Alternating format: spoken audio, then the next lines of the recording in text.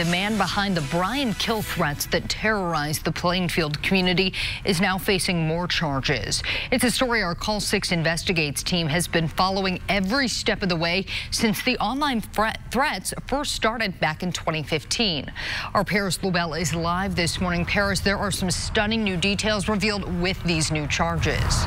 Meredith, good morning. They're all detailed in these federal court documents, and it now details the methods and the threats used by the man behind Brian Kill. And investigators now saying there are hundreds of other victims across the country. The man behind the Brian Kill threats in Plainfield is now being accused of threatening and extorting hundreds of teenage girls across the U.S. and one victim in Canada, dating all the way back to at least 2012. New details in the case show how now 28-year-old Buster Hernandez used his online persona to coerce and threaten underage girls, forcing them to send inappropriate pictures and videos of themselves to avoid threats of murder, rape, kidnapping, and injuring the victim and the victim's family.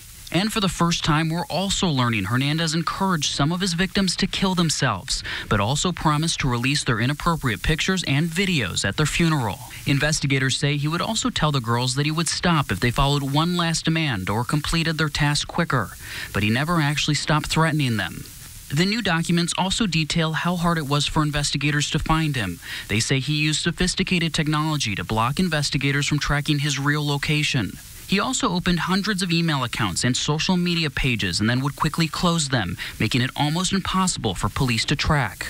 Even though Hernandez is behind bars and facing 40 federal charges in Indiana, the threat of this happening again by another person is very real and happens every day. It's truly an epidemic, just because it's fish in a barrel for somebody who wants to hurt a child or who wants to control them or get these images. IMPD computer crimes detective Darren O'Dear wasn't involved in the Brian Kill investigation, but he says he sees similar cases on smaller levels every day. Parents have to be diligent to see what their kids are doing, who they're talking to, who they're interacting with.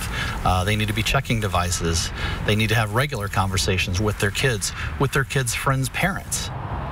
Now, additional federal charges are expected to be filed in other states as early as this week, and more coming in the next few weeks. Now, investigators say they also believe there are many more victims that they just don't know about yet. If you feel like you've been victimized, it's an idea to call your local police department. Now, Hernandez is expected to answer to those charges on trial here in Indiana later this year.